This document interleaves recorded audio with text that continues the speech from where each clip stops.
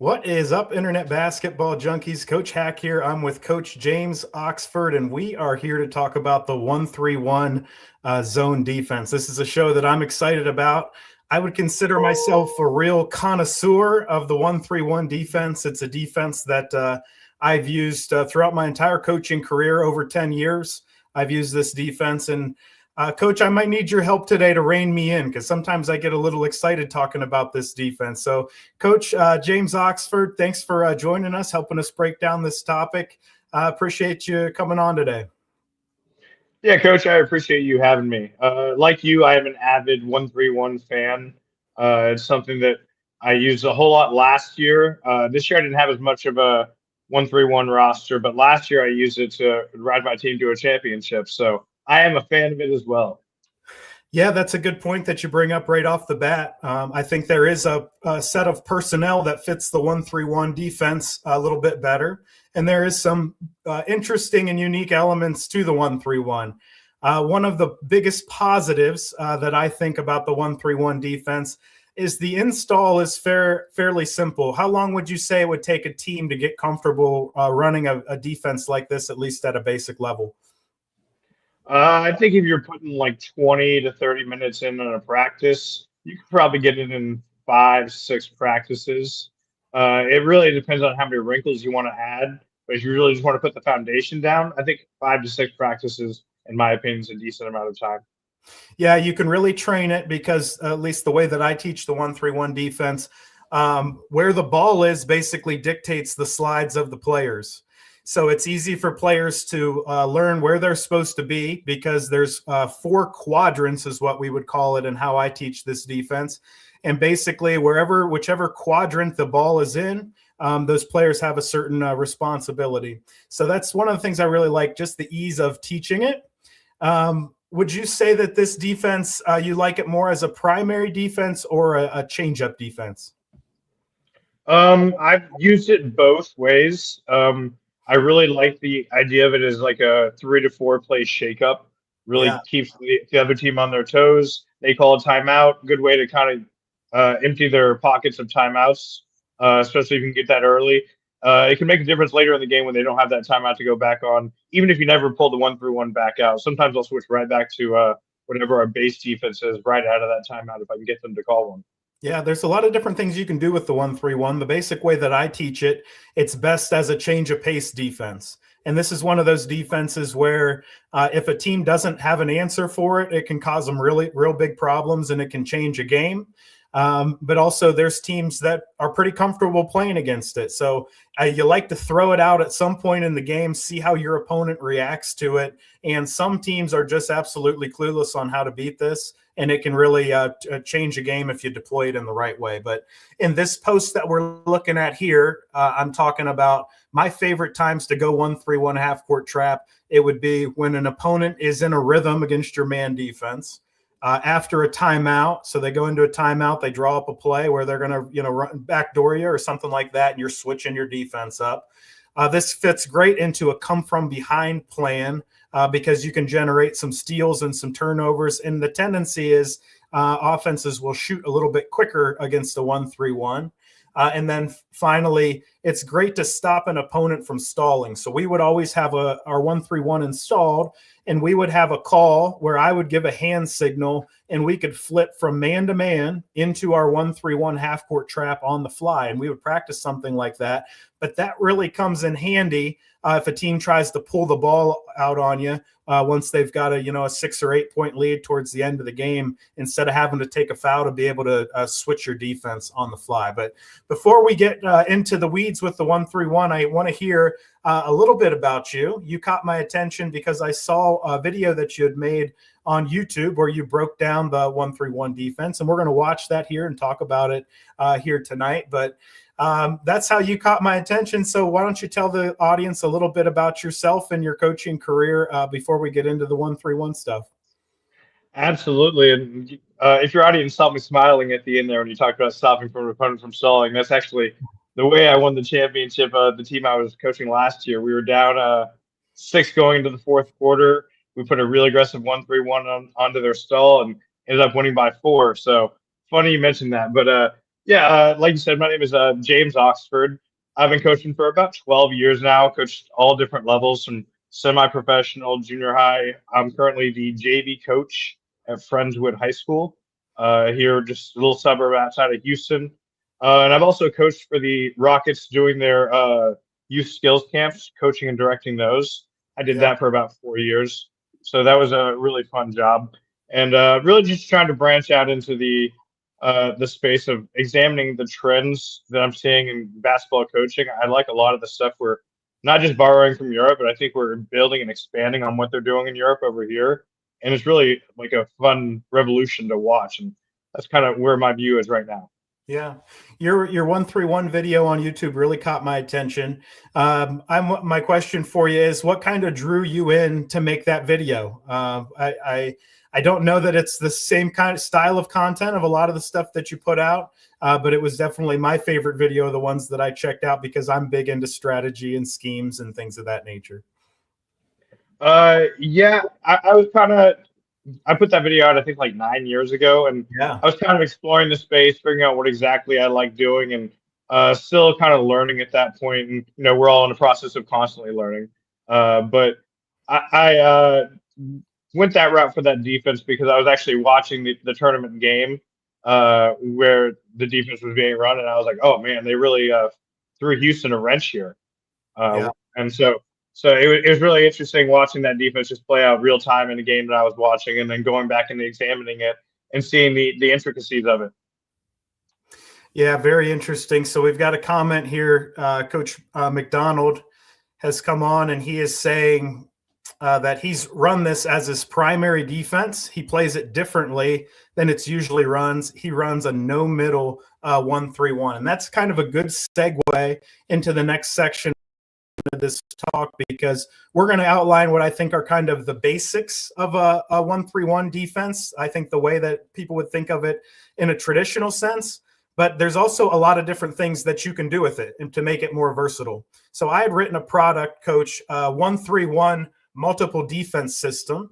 And this is modeled off of Kermit Davis. So Kermit Davis was at Middle Tennessee State and he was at Ole Miss, and he would run this system. And a lot of times what he would do, most of the time, is he would present this big 1-3-1. He would chase the ball around and try to get deflections and steals. And then on a pass down, they would convert their defense into a 2-3 zone. So I was fascinated by that topic. There's only so many things that I can really dedicate my time and attention to enough to really write about. But that's really what I consider myself as, not necessarily a content creator, but a writer.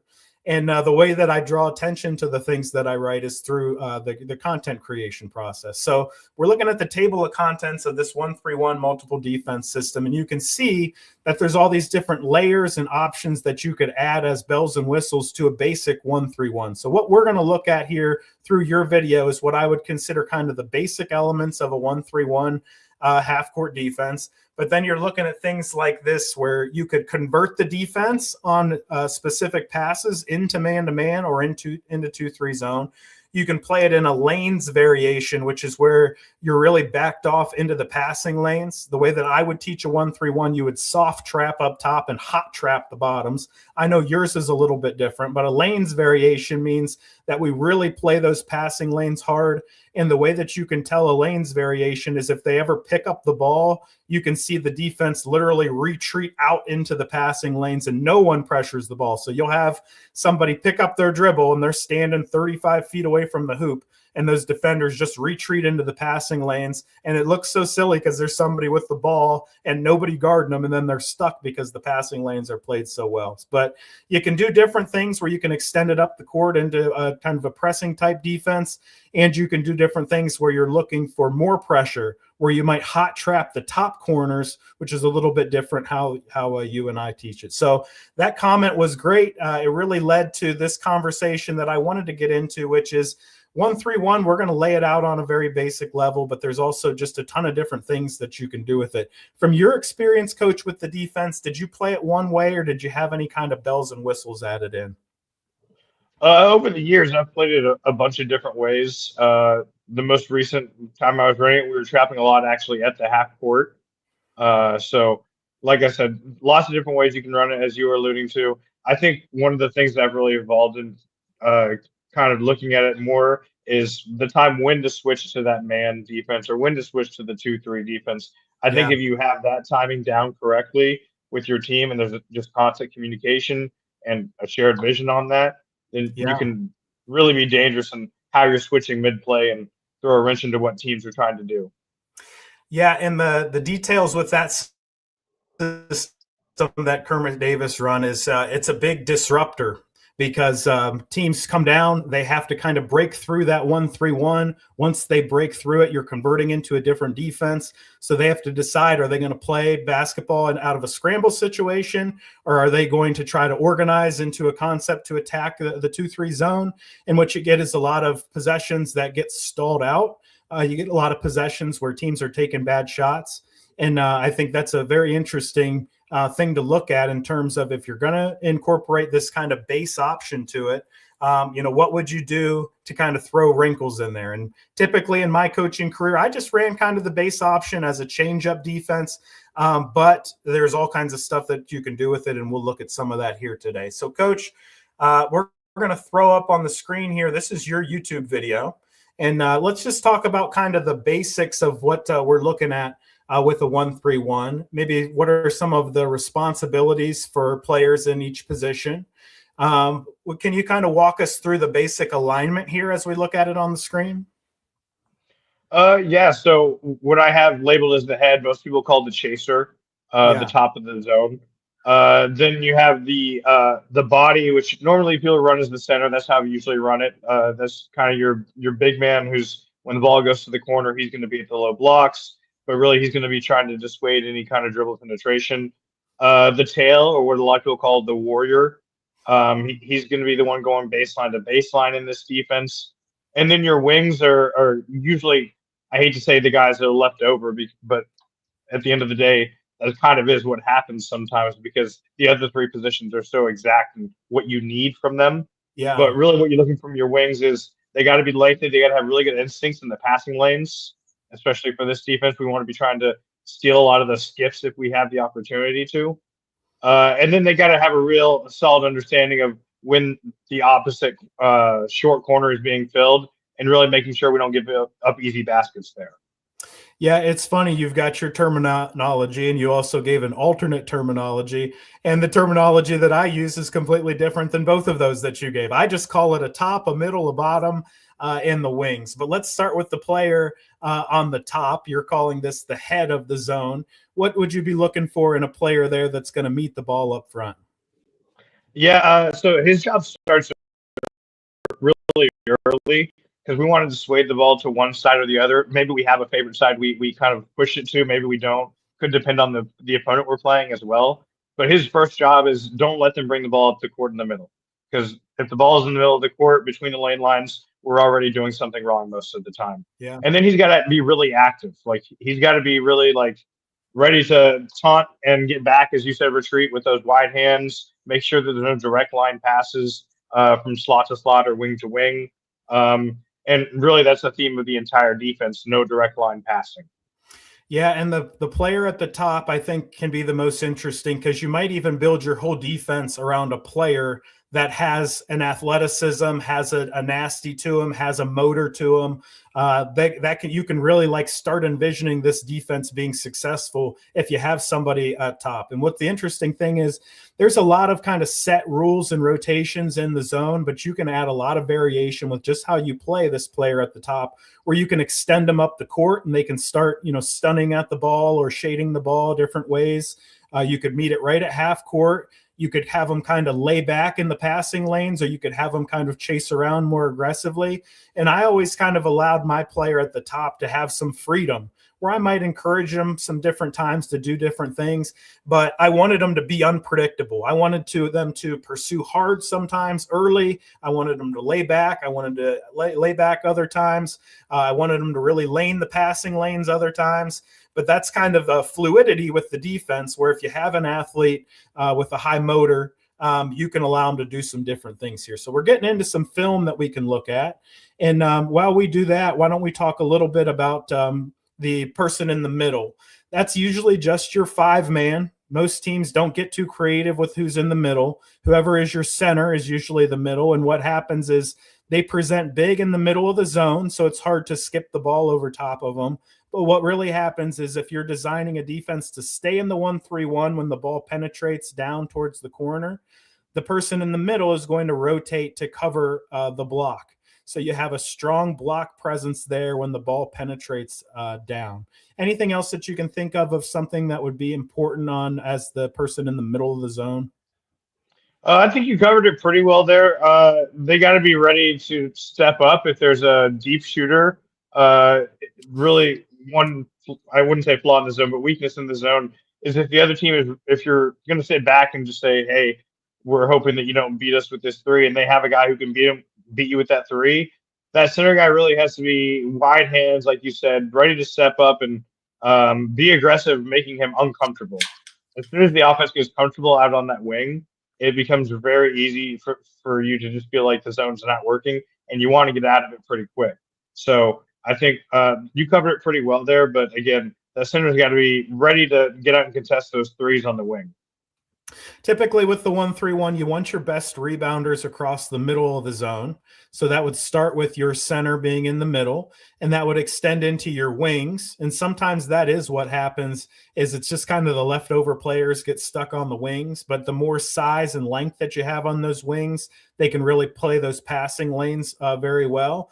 But what's important with the wings is they have to step up and pressure some on the ball, and then they have to drop back and cover the backside of the hoop as well. So they kind of work in tandem where when one is engaged with the ball, the other's dropping back. And then when the ball is reversed, they're filling the opposite roles there. So that would leave us with the player on the bottom. You're calling it a warrior or a tail. And this is another person where it's pretty specific to what you need down there. Typically, most people are running a guard that has some toughness to them because you need some quickness there to cover corner to corner, but you also need toughness to kind of fight through screens that are going to happen on the baseline. Any thoughts on who you would stick at the bottom of the zone in that role in general?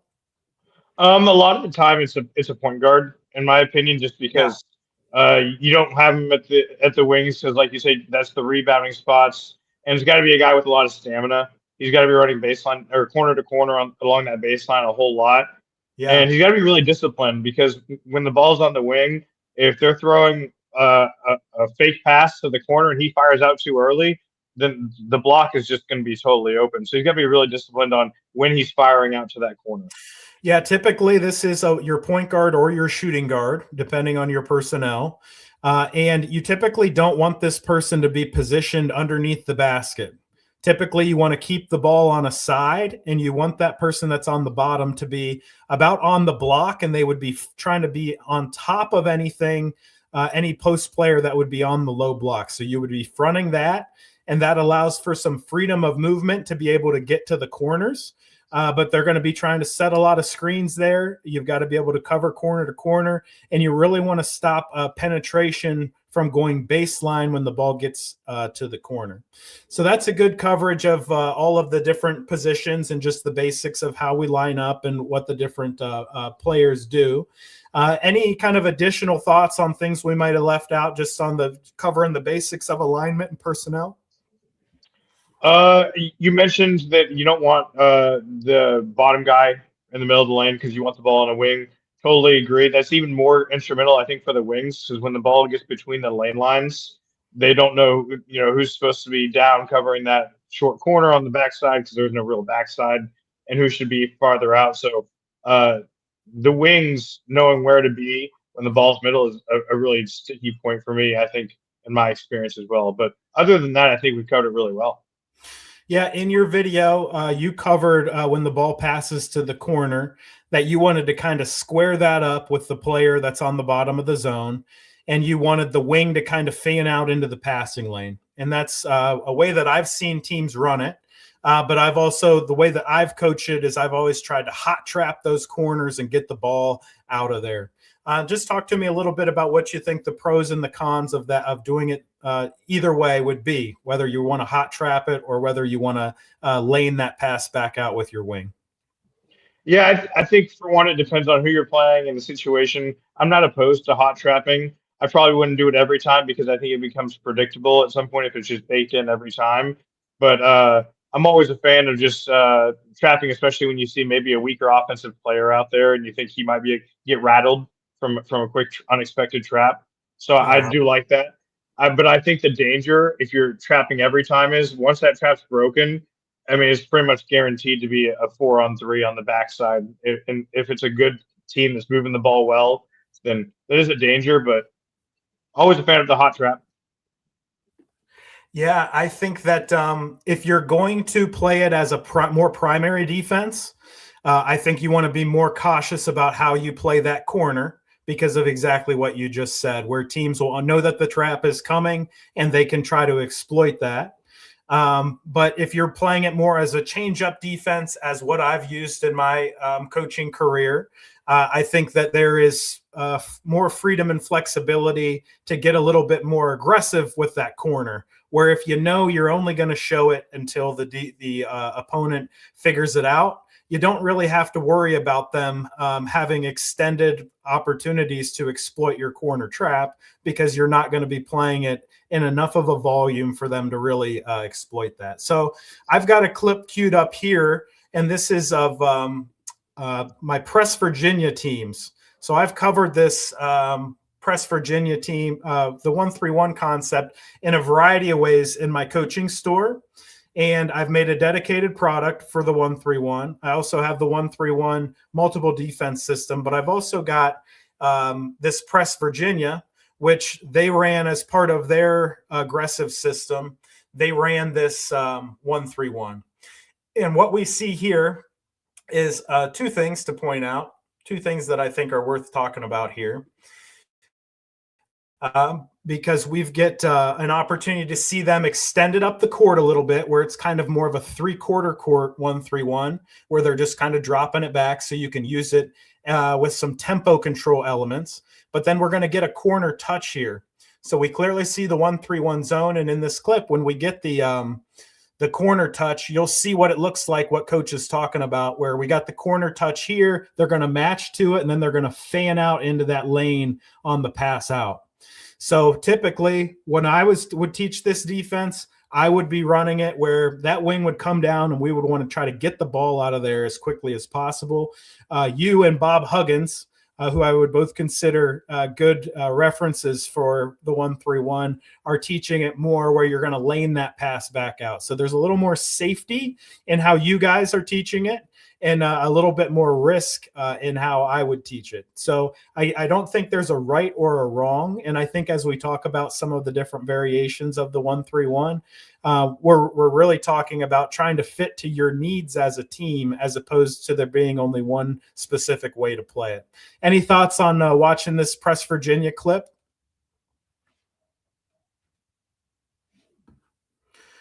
Sorry about that.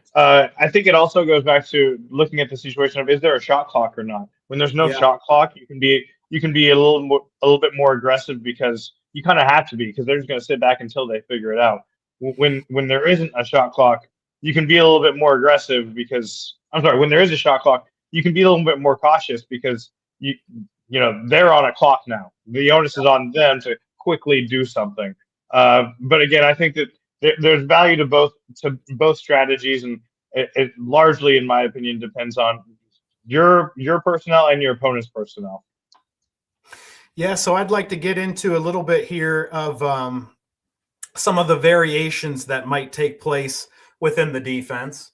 And I will use some of this 1-3-1 multiple defense film as a good reference here for us. So I'm going to get that queued up. What are your thoughts on the 1-3-1 as more of an extended defense where you're turning it into a 3/4 or even kind of a full court concept, Coach? Yeah, I've run it as a full court before. I kind of had a baby pterodactyl in terms of wingspan at the top of it, and I was literally just putting him up the front, forcing the ball to the short side, and pretty much just saying try to get the ball past him in this trap. He had such long arms that teams just weren't able to.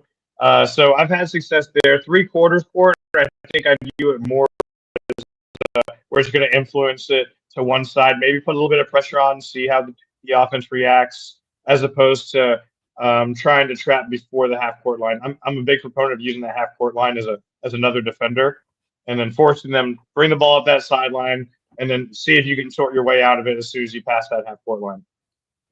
I have never used the defense anything other than a half court pickup with the option for my player at the top to extend up the court if there was an appropriate reason to do so. So I've never taken it to a 3/4 court, and I've never really played it in the quarter court, which in our area, nobody would play this defense in the quarter court. And the reason for that is it's really too hard to cover corner to corner with your bottom guy if you're running traditional 1-3-1 slides in the quarter court. You can just get that ball moving too quick. Extending it up the court, I think it also kind of relates to your player at the bottom of the zone, where there's quite an opening to throw long opposite passes, because that player at the back of the zone, even if they are quick and even if they are tough, the more you extend it up the court, the more area that they have to cover. So typically when I see this zone played in more of an extended fashion, I often see a lot of, reversal and then a skip pass across the court. So you get that bottom player where they're starting to change sides of the court. And as they start to get over to one side, you get a kind of a long opposite pass. And it's really hard for the wing to drop, and it's really hard for the player on the bottom to take it away. So when I see social media posts, and oftentimes I will see creators, they might misunderstand what is a 1-3-1 versus what is a 2-3, because sometimes the way people line up their 2-3 zone, it looks like they're in a 1-3-1. But just giving like a 1-3-1 shell doesn't actually mean they're running a 1-3-1. It means it just looked like that in that moment in time. So the dead giveaway for this coach would be who's on the bottom of the zone. If you have your center on the bottom of the zone, it's pretty much you're looking at a 2-3 zone or a 1-1-3 in some capacity. If there's a guard on the bottom of the zone, that's really one of the key indicators that you're actually seeing a 1-3-1 zone. Do you see a lot of misrepresentation, not necessarily even just on social media, but when you go to your zone, coaches thinking it's something other than it is, or also maybe seeing a 2-3 and thinking it's a 1-3-1 based on the alignment? Yeah, I've seen more of the kind of the deception coaches are trying to use. The Warriors, I know this year, have been showing 1-3-1 as the ball comes up, but then anytime there's a slot to slot pass, they're going to a 2-3 look. They're just kind of switching who's the top and middle of the zone. And like you said, you can kind of look at where the players are. They play it with a guard in that middle spot, and that's kind of the big giveaway. I tried running that a little bit this year, of showing 1-3-1 and then kind of shifting more into a 2-3 look. And we tried to run the 2-3 similar to how Merrimack runs it, where we're trying to dissuade those corner passes with wide hands, similar to how you see in the 1-3-1. So, I think that there's kind of different ways to do this that I'm not always a fan of every way, but I'm a fan of a lot of ways. Yeah, I really do like the innovation. And the Merrimack zone is one that I've written about and that I have a product on my store for as well. And the interesting thing with that is it really counteracts a lot of the traditional ways that teams would attack a 2-3 zone. And typically with the 2-3 zone, a lot of teams will just think, we'll just throw the ball to the middle. We'll get the defense to collapse, and then we'll kick it out. We'll play from there. And they're really almost baiting you into throwing the ball in the middle. And when you do, you're in a one-on-one situation with a rim protector, and then they're making a rotation into a man-to-man defense around that. And they're taking away a lot of the high-low options and a lot of the fan-out passes that traditionally coaches feel like they can have success with. So I really do love just the innovation in zone. And I think, you think about like Eric Spoelstra's zone with the Miami Heat. You think about the Merrimack zone. You think about this Kermit Davis system. There's lots of people that have done interesting things with it. And, I think that there's a lot of possibilities if coaches are open to thinking outside of the box. And when you have these kind of variations or morphs of different styles of zone, then it kind of contradicts the way coaches traditionally want to attack those zones. They see a 1-3-1, they have a certain perception of what that might look like, and then when you can do different things out of it, it really challenges the effectiveness of the common attacks against that. So, Coach, let's get into a little bit of the variation of what you can do with this. So we're going to roll a little film. This is from this 1-3-1 multiple defense system. And we're going to talk about a little bit about what we see. So we're looking at Middle Tennessee State here. This is in the tournament. I think they make a big upset in this game. But you're looking at their 1-3-1 zone, and they're kind of laning the top a little bit. Now they're aggressively making a move, and now we've got the ball going to the corner here. So this is kind of the interesting thing.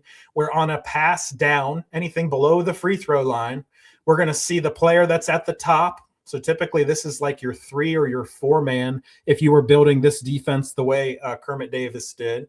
You're going to see that player beeline it to the back of the defense. And then how Coach Kermit Davis ran this, he's got his guards on the wings. So the guard is going to become the top of this 2-3 zone. The player on the bottom is going to become the strong side forward. The player at the top is going to become the backside forward. And then this player right here would be the backside guard. And then your center is going to drop to protect the basket. So I'll let this run more than stopping it, but we can see there a pretty seamless conversion where we showed the 1-3-1 half-court trap. We morphed it on a pass down pretty seamlessly into our 2-3 zone, and we've played one possession with two different defenses based on a cue of where the ball has gone. How familiar are you with this concept, Coach?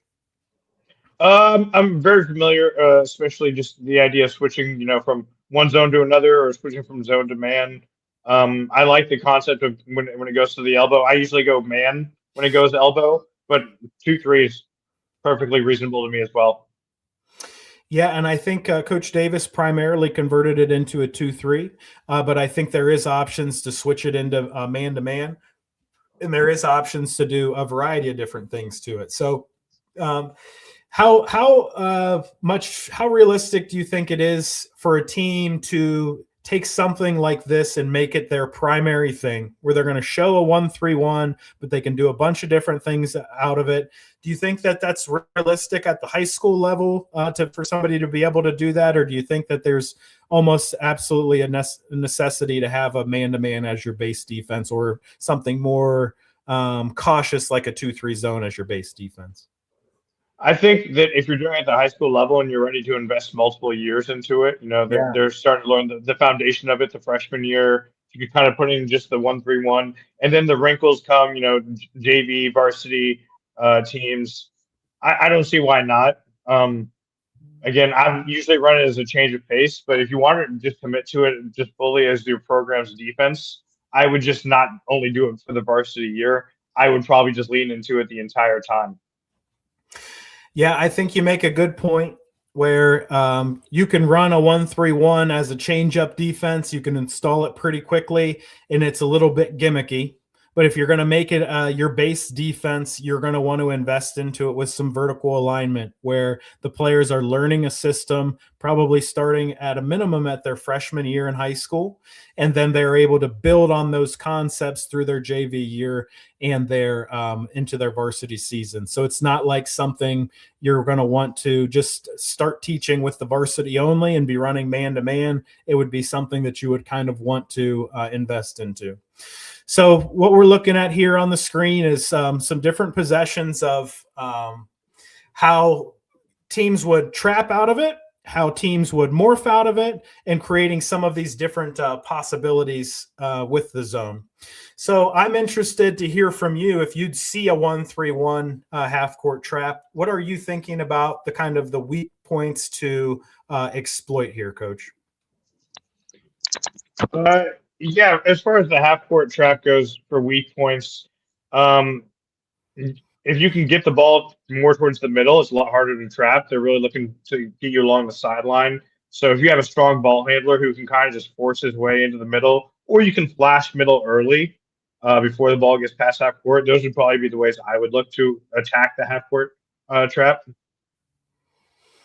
Yeah, I think that my always preferred method to attack a 1-3-1 was more of a vanilla approach where we would get into a 2-1-2 alignment and we would really try to execute principles. So we'll talk about some of those principles here right now, but I also wanted to show some set plays and some concepts that coaches commonly use to attack a 1-3-1. So I'm going to pull up my encyclopedia of zone offense. We're getting a lot of product plugs into this live stream. That's not intentional, by the way. I don't mind it. I do like that happening, but it wasn't my intention when I set up this interview format to get as many products mentioned as possible, but we're at least 5 at this point. So, Coach, we are going to go to the Zone Encyclopedia, and this is kind of my general advice for 1-3-1, and I'll zoom this in a little bit so coaches can read it in here because it's got kind of the keys of how you would attack this. And this kind of spells out my philosophy where I've had some quick hitters installed for 1-3-1s, but for the most part, I've typically just tried to use a 2-1-2 alignment and really execute these principles. And the basic principles here are using an early reverse. So we talked about that player at the top where they're chasing around, they're trying to get deflections, they're trying to cause chaos. You want that player to be in rotation. You don't want him kind of locked in on your ball as it's crossing half court. So if you reverse it early, you can, maybe even twice you can reverse it before you cross half court, but you don't want to be really crossing half court with just a dribble. You want to be receiving a pass while the defense is rotating as you cross half court. And when you cross half court, you can't just cross half court and pick up the ball because you'll find yourself in a trap. So you've got to cross half court with some intentions where you're going to engage the defense. You're going to put a little pressure on the defense. And if you can really get into the seam of the 1-3-1, you can cause the player at the top, the player on the wing, and the player in the middle to all have to kind of converge on the ball. And if you can do that, it's not exactly easy to pass the ball out of being guarded by 3 people. But if you can pass the ball out of 3 players converging on the ball, there's a good chance you're going to find it to somebody with open space that they can shoot it or they can have a good attack right out of that trap. So moving forward here, we're looking for consecutive, like straight line passes. The 1-3-1 is really looking to force you to make bounce passes and to make lob passes. And the more that you do that, the more the zone can rotate on the flight of the ball. So if you can get the zone where you catch them in rotation and you get a straight line pass, that can commonly lead to another straight line pass because the defense is still rotating to get to their passing lanes. And if pretty commonly, anytime that I see the 1-3-1 and I used it for 10 years, anytime we gave up 2 consecutive straight line passes, it was typically for an open shot and typically it was for a player in the corner. And a lot of times coaches, they're putting shooters in the corner because I think there is, in terms of shot distribution, I think there's a lot of threes against a 1-3-1 and a lot of corner threes. In your experience of using the zone, I'll get back into these tips, but in your experience using the zone, do you see a lot of corner threes? And tell me a little bit about kind of the shot distribution you think that the 1-3-1 gives up. I think if we're playing it right, we shouldn't see a lot of corner threes. Ideally, we're trying to force those above the break threes where they just kind of get exasperated with how frustrated they are and they just kind of throw it up. If we're giving up the corner threes, that means our warrior probably isn't doing a good enough job getting out there, firing out when the ball goes there, or he might be getting trapped behind the big. If he's not fronting the post, then you can give up a lot of corner threes, and at that point, you probably have to get out of it if we're not able to work our way around that post and get a direct line close out there. But like you said, direct line passes also just absolutely kill it. So getting wide from the wing spot, making sure there's no direct line from wing to corner will prevent a lot of those corner threes. Yeah, commonly corner threes. You can get some wing threes on skip passes. When the ball goes to the corner, you can flash from the backside into the middle and get kind of like jumper, kind of 15-foot jumpers or 12-foot jumpers in the middle of the defense. And then teams are going to try to run a lot of screening action around the basket to screen off your center from getting to the block and to screen off your baseline player. and you might give up some shots around the rim there. But that's one of the downsides of the defense is the rebounding. So you want to have your best rebounders in the middle. And that gets back to kind of some of my tips here, where I didn't mention using fake passes and using shot fakes, but that's a good strategy. But pounding the offensive boards is a great approach to beat a 1-3-1. Any defense that's extended out, like the 1-3-1 is, those rebounding responsibilities get blurry. Any zone that you're playing, zone defense, there's less clear blockouts typically than in man-to-man. In man-to-man, you kind of have an assignment and you look over your shoulder when the shot goes up and look for that guy you were just guarding. And unless you're in rotation, there's pretty clear blockout responsibilities. In a zone, you can have 3 guys crashing on the offense from one side and really only have 1 or 2 players over there where it's impossible to block all those guys out. Talk to me a little bit about the rebounding issues that could happen by running a 1-3-1 like we've been talking about here tonight.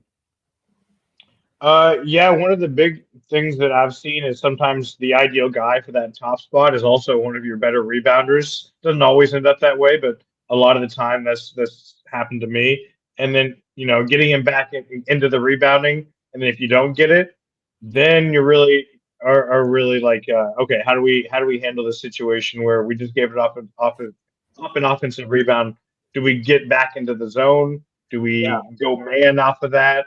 I think that you probably have to go man after the offensive rebound, but every team plays it differently.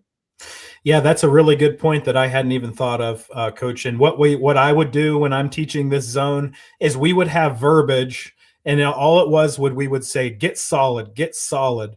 So anytime there might be like a scramble situation out of a trap, or anytime there was an offensive rebound and a kick out, we would be saying, get solid, get solid. And that's to remind the kids, you can't just freeze because there's been an offensive rebound. You've got to get out and get your responsibilities done. And sometimes it's really hard because the ball gets moving, so it's hard for players to understand exactly where they're supposed to be at any given time because the ball gets to be zipping around off an offensive rebound. But that's a really good point there. You're vulnerable to the offensive rebounds, and then there's these scramble situations if you do give up an offensive rebound that are hard to kind of build your defense back. Because, again, like we talked about with that principle where we're saying, you don't want to give up 2 straight line passes. You want to slow the ball down. You want it to be bounce passes and lob passes.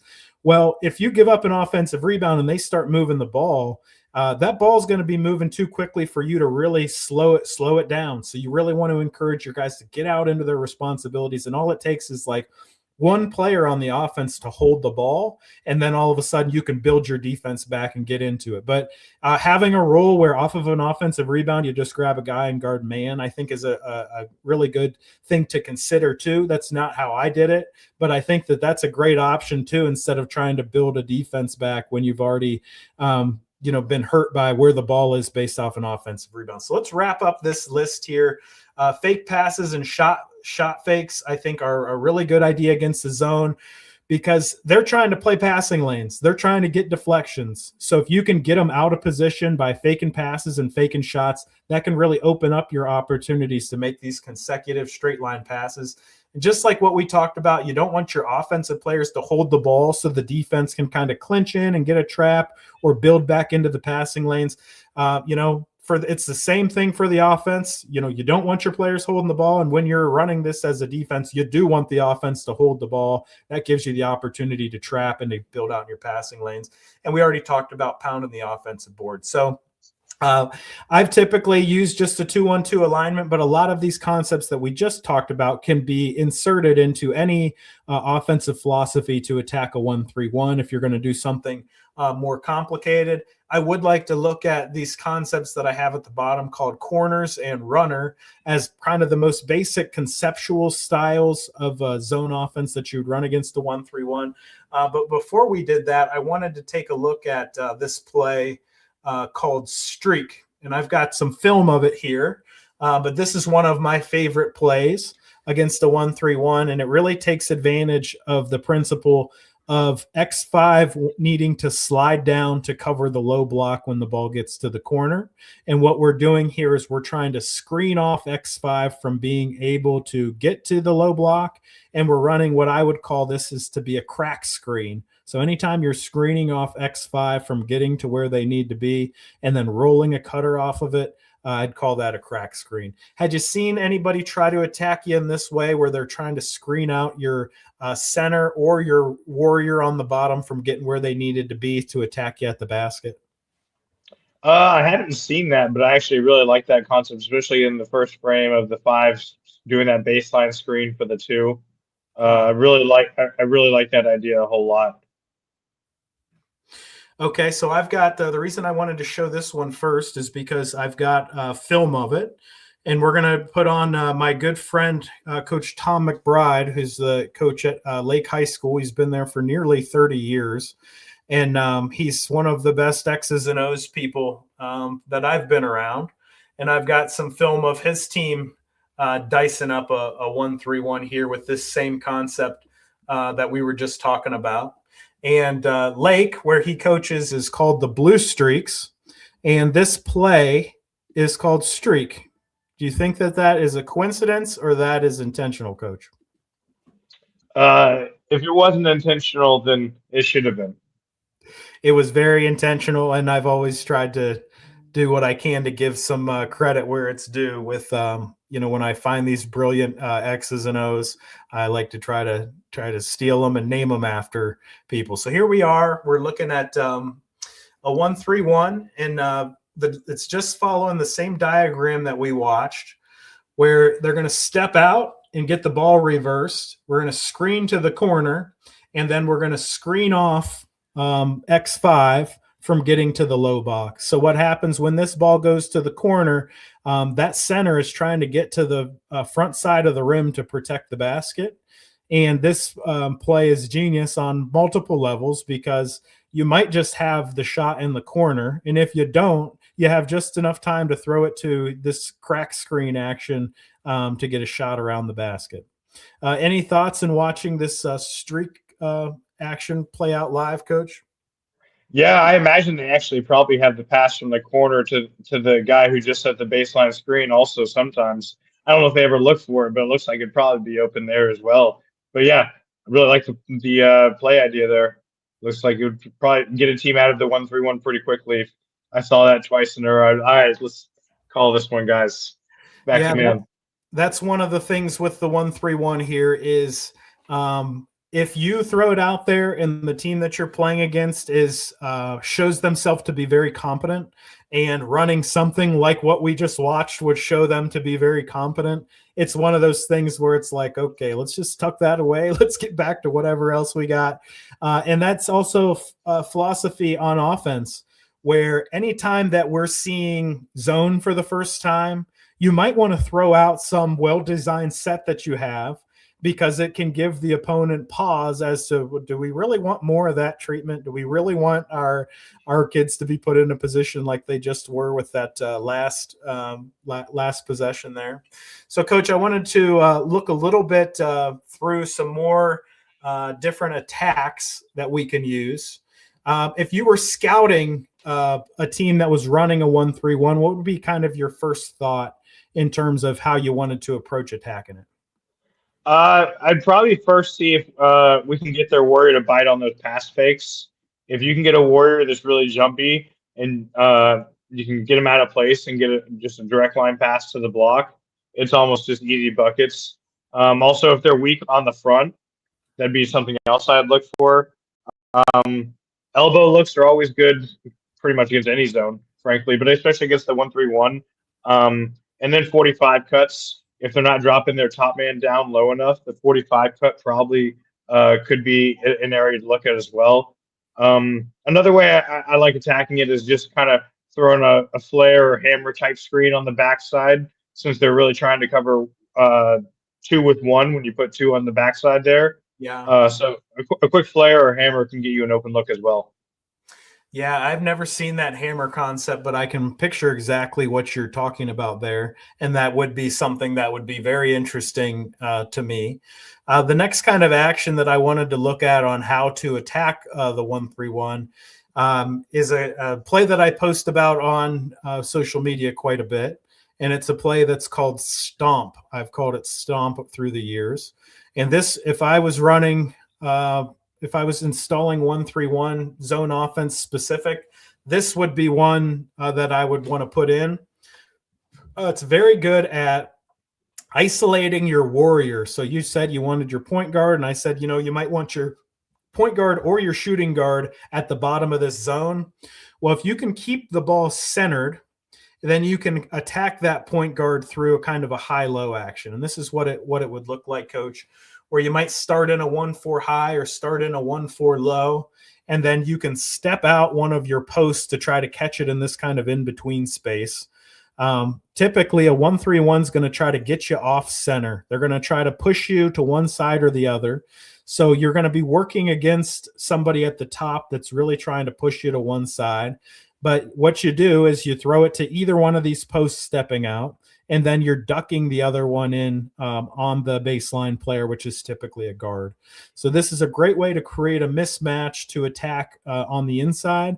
But what happens here is when we get this catch and then we overload the baseline, where we have both of our wings dropping to the corner and the opposite post trying to duck in on the player at the bottom. It's really common for the 1-3-1 to not understand how to rotate on this properly, and you find an open shooter in the corner, or you have a great matchup to attack on the low block. Have you seen anything like this where you're really going after that warrior with a mismatch, trying to keep the ball in that center lane so that you can isolate the warrior on the baseline? I haven't seen this exact action, but I'm pretty strong on anytime the other team is running a 1-3-1 against me. I'm always trying to get the ball between the lane lines, like you've said multiple times. If you as a defense want this to happen, then the offense you probably don't. Kind of works the same the other way, right? The defense doesn't want you to do it offensively. That's what we're trying to do. So makes a lot of sense to me, this action. I would probably, I'm looking at ways I might run it differently, but what is the 1 doing out of there? He's just kind of filling where the 5 was. Yeah, that makes sense. Yeah, I think it makes a lot of sense. Just kind of stepping into shooting range, so that if there's an available pass. So this one looks great on a diagram. Executing it is not simple. And it starts with being able to initiate this pass. The 1-3-1s play in the passing lanes. They've got big hands and big wingspans going. They're trying to deflect passes.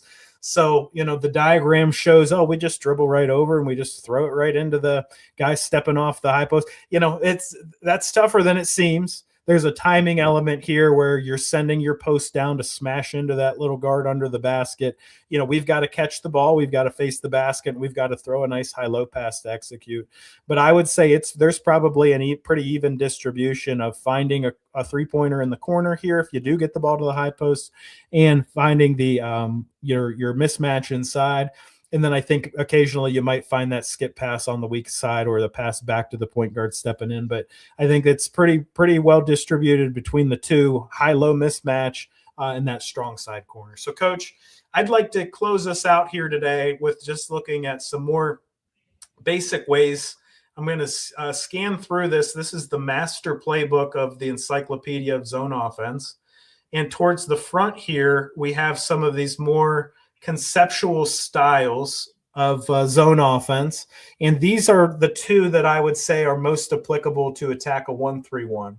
So I think I'm in the right general area here, which somehow I did that on a 240-page document. I flipped right to the page that we needed. But the first concept would be this runner concept. And all this is we've got a 2-guard front, so that plays very nice against a 1-3-1. And I'm a big proponent of this runner concept because of its versatility. You can use it against a 1-3-1. You can use it against a 2-3 zone if you wanted to. It's very effective against the 3-2 zone. And you can even use it against man-to-man by doing some different things. But I feel like bang for your buck to install one kind of concept, to be able to just tweak it in some different ways, to be able to apply it across 4 defenses. That's a huge benefit to installing a play. Most plays, they might work against one thing, they might work against 2 things, but to get all 4 in one play, I think is a huge benefit to install something, and it's fairly simple. So we're looking at 2 guards up top, 2 post screening, and then 1 player running the baseline. And these diagrams that we're looking at are against the 3-2, but I might have it down here against the 1-3-1. I do not, but I would run this against a 1-3-1 for sure. And all we're trying to do is we're trying to move the ball back and forth up top while our baseline runner runs the baseline. So you've got a lot of movement for the defense to track. You've got some safety and security with 2 guards handling the ball out front. And then when the ball does pick a side and hit the corner, then you would flash from the backside to the high post, which is a great way to attack a 1-3-1. Typically, a 1-3-1 could rotate in some different ways to cover the high post, but if you can beat that cut to the high post and get the ball there, the 1-3-1 tends to be very vulnerable. So if you're thinking about just the most basic ways to attack a 1-3-1, this might be a starting point. Just using a basic 2-1-2, which is what I would call corners, would be a starting point. But Coach, can you see how this baseline runner concept might be effective in attacking a 1-3-1? Yeah, I think that if the other team if the defense is not good at communicating, that'd probably be something I would look at. I think if they're good at communicating and they're bouncing back into that, playing that passing lane when that corner fills, that'd probably be how I would assume that I would want to guard that. But yeah, I could see it working out. But I think that if the defense is good at communicating there, they probably handle this action fairly well, and just kind of say, hey, bounce it to the other side. I would have probably the top guy making sure that elbow pass isn't available to them. Yeah. Yeah. So, I mean, there is some thought of, well, I don't just want to stand players in spots. That seems too basic. That seems like what youth basketball would be doing. And we're varsity coaches. We have to do complicated things.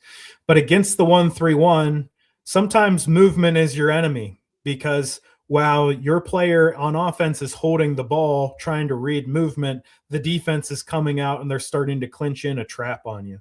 So we have this baseline runner, which the 1-3-1 has to track where that player is going.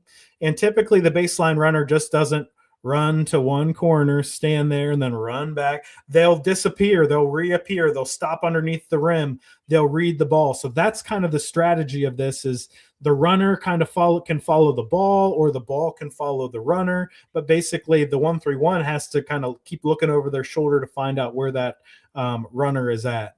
So you might want less movement in your approach to attacking a 1-3-1, so you don't find yourself in some traps that you didn't necessarily want to be in. So the last thing that I would want to look at here today would be this corners, which is just the most vanilla, the most basic way to attack a 1-3-1. But I want to ask you, from our conversation, what concept did you find the most interesting? Would it be morphing the zone into something? Would it be laning or blitzing? Or is there anything that you that kind of caught your attention as, oh, that's interesting, I might incorporate that into my coaching philosophy? I think attacking the 1-3-1, the thing I'm going to put in probably is that baseline screen on that warrior. Yeah. We always talk about, hey, he's got a front so he can get out for a direct line closeout. And if you can just make sure there is no direct line closeout, and maybe that means overloading offensively, set that up. And then I do like that next part of it. I think it was a streak that you were showing us, of setting that screen for the 4-man or whoever it is coming down the lane on that middle defender. Okay, so Coach, I've got this corners pulled up, and this is the basic elements of how I've attacked a 1-3-1 in my coaching career. And basically all we're doing is we're using that philosophy that we talked about early, the early reverse, engage the zone off the reversal, don't hold the ball. Try not to throw lob passes and bounce passes, pound the offensive boards, the things of that nature. So I would be fitting those kind of coaching tips and that kind of coaching philosophy into this just very general 2-1-2 alignment. You can see it applied here to a 1-3-1 zone, where basically we've got the two guards out there that can pass it back and forth. They're trying to get it around that top player so that they can throw faster passes. But then we're really trying to hit it to the corner. And when we hit it to the corner, we're going to make this kind of X flash where we're diving to the low post and then we're flashing to the high post. So I have ran it traditionally how you see on the screen here.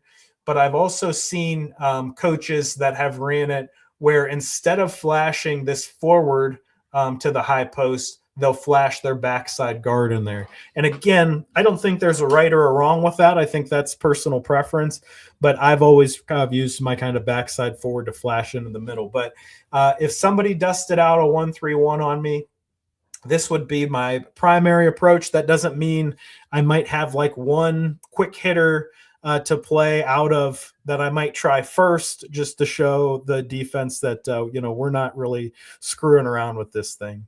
So would you say this is the most common way to attack a 1-3-1, where teams just get into a 2-1-2 and try to play off spacing with maybe some limited cutting rules behind it? Yeah, I've definitely seen this before. I think a big way, the key to success, this way of attacking it, is that 5-man on the offense really needs to do a good job sealing that X5 on top of him, not letting him get underneath. And then that puts the offense in kind of a predicament of, how do we cover this at the low block if this X5 is sealed out? Yeah. So I would say that's kind of the conclusion of how I would attack a 1-3-1.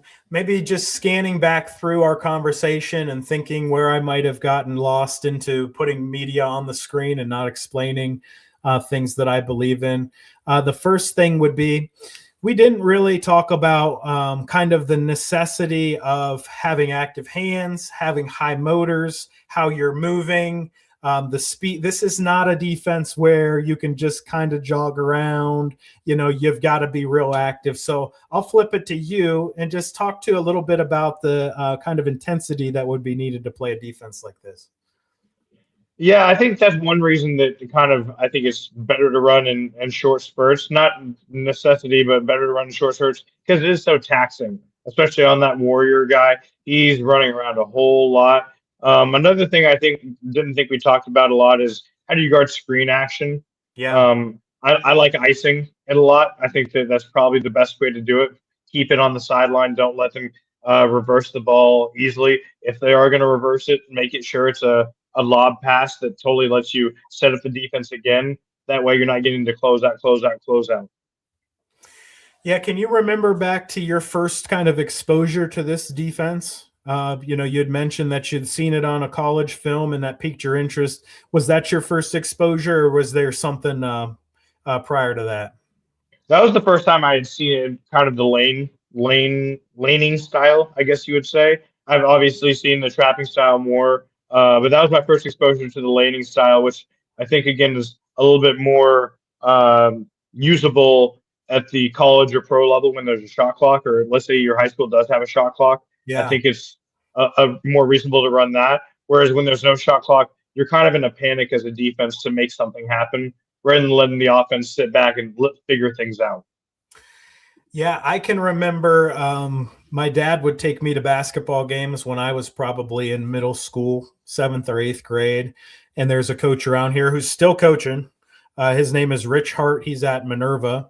And he was at Minerva, and he had the perfect personnel to run this defense. And they absolutely swamped teams with this defense. And Coach Hart retired from coaching. He got back into it, took over a couple other programs, and then found his way back to Minerva. So he's back there after maybe being away from that same school district for 10 years. I can remember Coach Randy Montgomery, who's a legendary coach around here. He ended up with over 500 wins. He would always use this kind of 1-3-1 as a change of pace, and he just seemed like he always had the perfect timing for when to deploy it, where it wasn't their main thing, but he always had the kind of the right timing elements as to when to get into it and when to get out of it. And I can remember those kind of experiences being things like, when I have my own program, I'm definitely having that toy. I'm definitely having that tool in my toolkit to play with in different ways. Drilling the 1-3-1. Any thoughts on how you would drill this? Yeah, I think you got to work on the rotations off of the skip passes a lot. I mean, direct line passes too, but the skip passes are the hard ones. Working on the banana cuts or banana closeouts, maybe you call it, and making sure you have all of those down to where it's just muscle memory. Yeah, I think I think this is a relatively easy defense to install. And basically, what I would be doing after I taught the basic slides is we would run like a shell drill kind of, where basically we would have the zone out there and I would have 4 players in each corner of the court. And I would give them just like a prescribed pattern of how I wanted the ball to move. So we would start it. Let's say if we're looking at this diagram right here, Coach, we might start the ball with 1, and 1 is going to throw the ball down to the corner, and we would make our rotations there. And this is guided. This is not live. The pass would come back out to 1. We would make our rotations. The ball would then come from this quadrant and be passed over side to side, and we would make our rotations. And then we would pass the ball down to the corner. And when the ball hit the corner, we would play it live from there. So basically, you're getting a look of your rotations with the ball in each quadrant of the court, and then you're progressing a guided rep into a live rep. That's really, after we taught the slides, that's about all we did to practice it, because the guided reps would go right into live reps. And you can basically see, do the players understand the slides? Yes, they do off the guided. And then you've got these different situations to play out with the live play. Is that something that you think could work for teaching the zone? Absolutely, and that's how we run our X out drills and peels. So we'll run 2 rotations of X out. Usually I'll do the second one as a peel, making sure we're not allowing middle, and then I'll go straight into live off of the peel. So totally a fan of that. Coach, I've really enjoyed this conversation. Let's hit some of these comments here before we get out of here. 1-3-1. Yeah, I think we got a good topic here people are interested in. Okay, hi. George, one of my favorites from LinkedIn. George is a common watcher of the live stream. Coach Ware, I had presented at a clinic with Coach Ware. I saw Coach Ware, I believe in Michigan. He was presenting right before me. So I've met Coach Ware, a legendary coach, I think, in the Detroit area. But we once traded the stage for a presentation. I think, Coach Ware, if you're still on here, you were presenting on a dribble drive motion, and I was presenting on circle motion. But I do remember crossing paths with you and getting to meet you in person. Thank you for watching here. Coach B-Ball Vision, get me when you do a 2-3 stuff. We'll do 2-3 stuff at some point. What else we got here? Turned around, an NAI program. Yeah, let's connect up. Shoot me a note here. So 2-3 stuff, I'd love to cover it. Coach Eric, one of my favorite commenters here. 1-3-1 defense early cause fits for teams that aren't prepared. I agree with you completely, Coach. Eric, I've seen you on here multiple times. Thank you so much. And then we've got some people comment defense to get a free resource. Hey, this has been awesome. Thanks so much for listening to me blab about this defense. Next time we connect up, we'll do something that I'm not as excited about, and then maybe I'll be quiet a little bit and let you talk some more. Thanks for having me on, Coach Hack. I really enjoyed it. Hey, we're going to wrap the stream there. Appreciate it, and I'd like to stay in touch with you, and I can't wait to see what you're brewing up next. Hopefully it's something that fits this format so we can get on here and talk about it, Coach. Yeah, I'd love to do a long-form video and see what we can do with it. Awesome, brother. Hey, stay in touch. We'll talk soon. Will do. Have a blessed night.